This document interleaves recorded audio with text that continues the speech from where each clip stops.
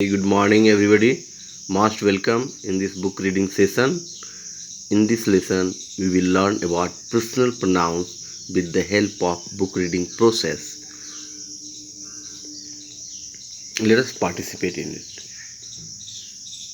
I, me, he, him, they, them, etc. Personal pronouns. Read this sentence. I said, do you know him? In Hindi it means मैंने कहा क्या आप उन्हें जानते हो? The three pronouns in the sentence stand for three persons. The person speaking यानी कि पहला व्यक्ति वो है जो वक्ता है यानी बोलने वाला, उसे आई कहकर संबोधित किया गया है। यहाँ आई कहकर दर्शाया गया है।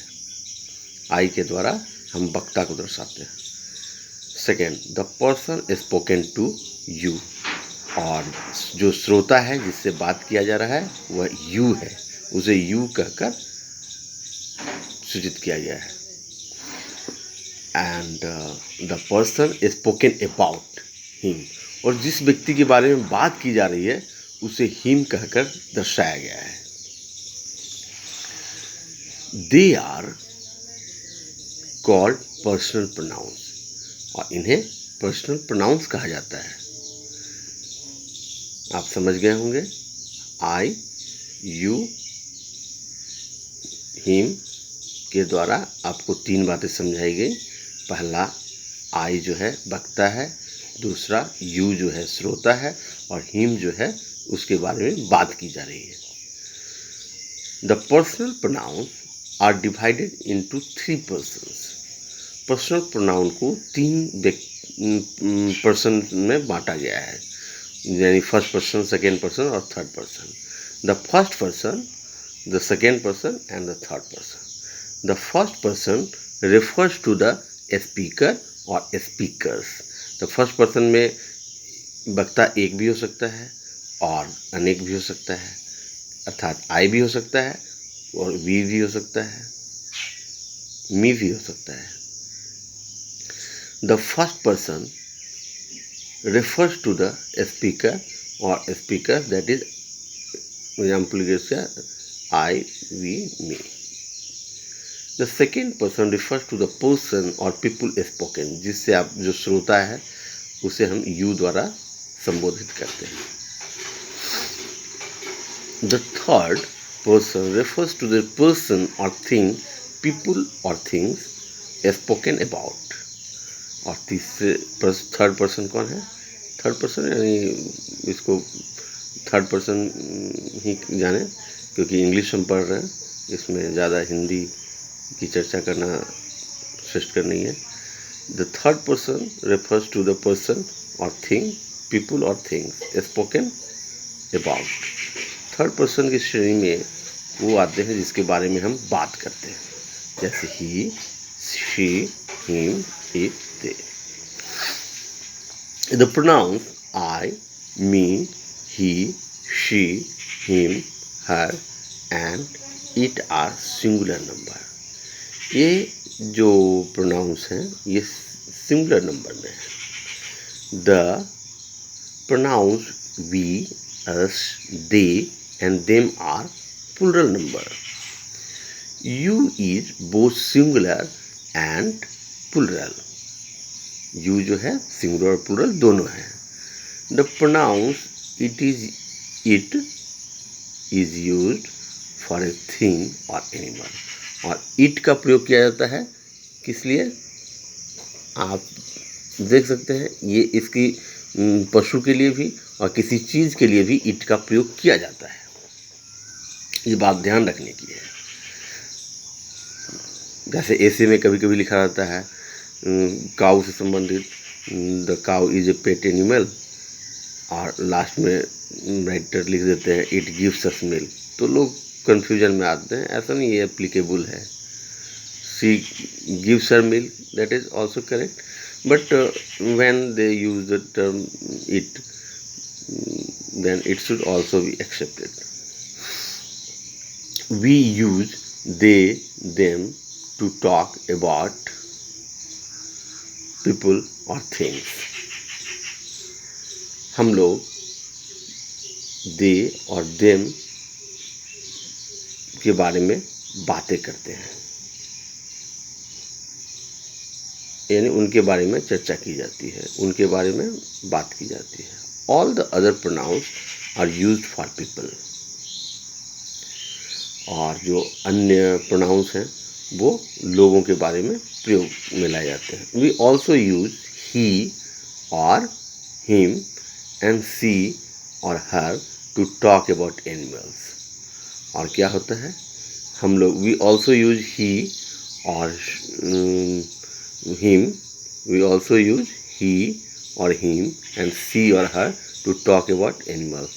हम ही, हिम और सी, हर का प्रयोग पशुओं के लिए भी करते हैं, स्पेशली पेट एनिमल्स में. जैसे लिखते हैं कि the cow is a pet animal, she gives us milk, her dung is used for dung cake. So these are allowed, these are permissible. Some pronouns are used as subjects and some as objects. कुछ pronouns का प्रयोग subjects के रूप में किया जाता है और कुछ का objects के रूप में. The pronouns you and it are used as both subject and object. लेकिन यहाँ ध्यान रखने की बात यह है कि you और it का प्रयोग दोनों रूप में किया जाता है, यानी सब्जेक्ट के लिए भी और ऑब्जेक्ट के लिए भी. ये बात ध्यान रखने की है. Study the following. I saw Gopi but he didn't see me. मैंने गोपी को देखा लेकिन उसने मुझे नहीं देखा. अब इसमें हम देखेंगे सब्जेक्ट क्या है, ऑब्जेक्ट क्या है. I saw Gopi but he didn't see me. तो देखें, सब्जेक्ट हुआ आई, ऑब्जेक्ट हुआ me. Second example, we saw Gopi but he didn't see us. यहाँ पर सब्जेक्ट हुआ वी और ऑब्जेक्ट हुआ us. Third example, you saw Gopi but Gopi didn't see you. यहाँ सब्जेक्ट हुआ यू, ऑब्जेक्ट हुआ you. Fourth example, he saw Gopi but Gopi didn't see him. यहाँ पर सब्जेक्ट हुआ ही और ऑब्जेक्ट हुआ him. Fifth example, she saw Gopi but he didn't see her. यहाँ पर सब्जेक्ट हुआ शी, ऑब्जेक्ट हुआ her. Next example, they saw Gopi but he didn't see them. यहाँ सब्जेक्ट हुआ दे और ऑब्जेक्ट हुआ देम.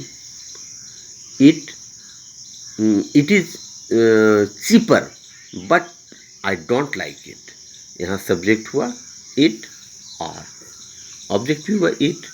तो ये बातें हमें समझने की ज़रूरत है ताकि हम इनका प्रयोग वाक्यों में भली भांति कर सकें. आइए अब हम अगले चरण का ध्यान करते हैं और उसे समझने की चेष्टा करते हैं ताकि आने वाले एक्सरसाइजों को हम भली भांति हल कर सकें. फर्स्ट पर्सन के बारे में बताया कि आई को कहा गया है, यानी ये वक्ता होता है. सेकेंड पर्सन यू श्रोता है और थर्ड पर्सन में ही, सी, इट आते हैं जिनके बारे में चर्चा की जाती है, बातें की जाती है या कुछ बातें लिखी भी जाती हैं.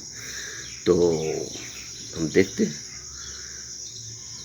आई का ऑब्जेक्ट है मी, यू का ऑब्जेक्ट है यू, ही का हिम, शी का ऑब्जेक्ट हर और इट का ऑब्जेक्ट इट. प्लूरल फॉर्म में इसको देखेंगे, ये सिंगुलर फॉर्म में देखें तो आई का प्लूरल क्या होता है, वी का ऑब्जेक्ट अस. यू का प्लूरल क्या होगा, यू और इसका ऑब्जेक्ट वी यू. और ये जो ही, सी, इट है इसका प्लूरल दे होगा, जिससे का प्लूरल फॉर्म देम ऑब्जेक्ट के लिए प्रयुक्त होगा. ये ध्यान रखने की बात है.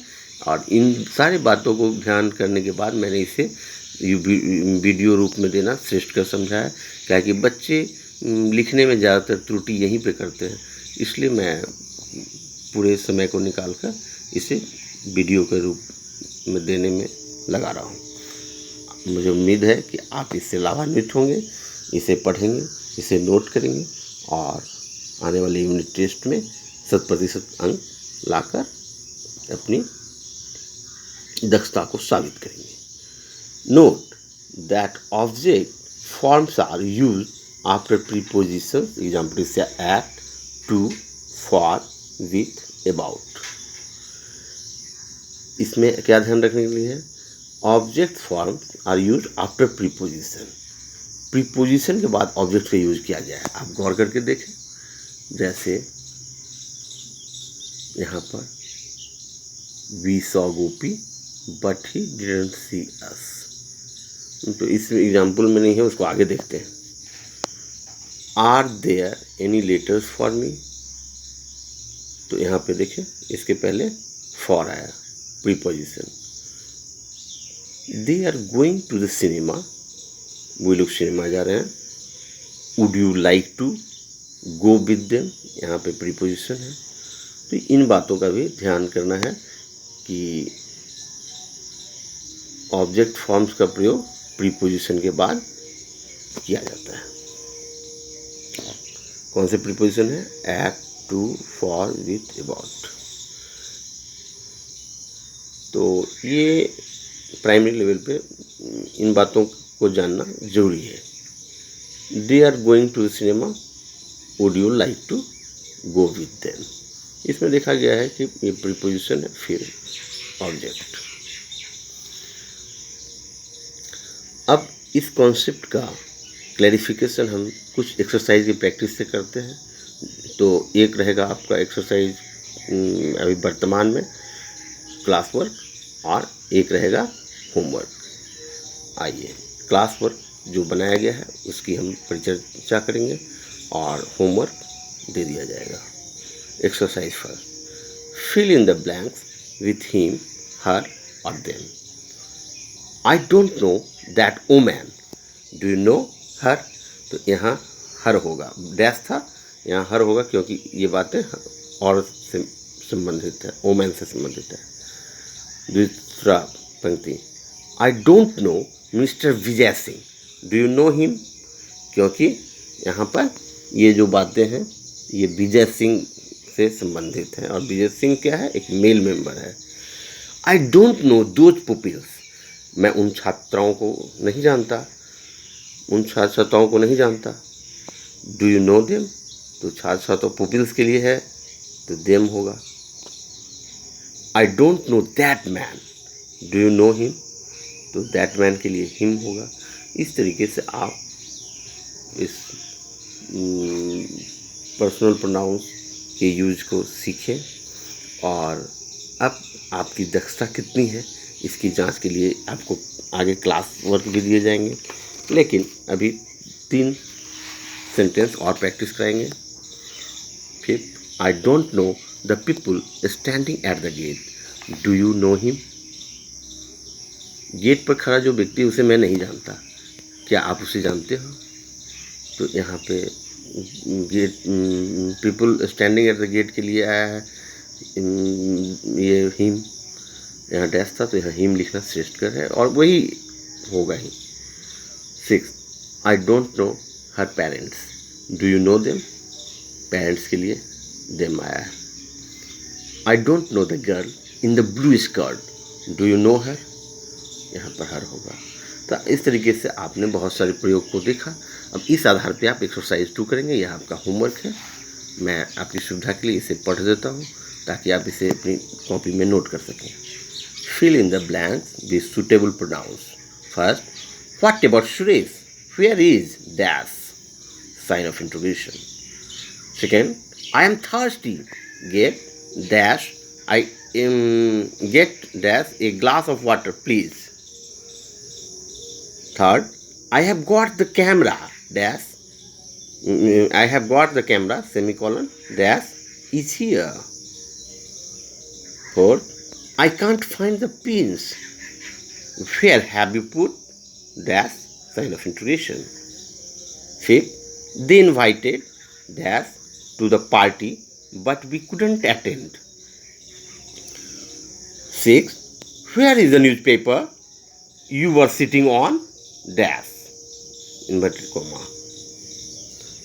7. He is talking to you. Please listen to dash, full stop. 8. Where are Paul and John? Are dash coming with us? Sign of interrogation.